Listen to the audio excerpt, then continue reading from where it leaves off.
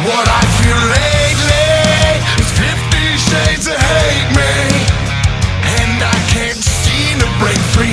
I don't like what I feel, it may be my self-medicating at the point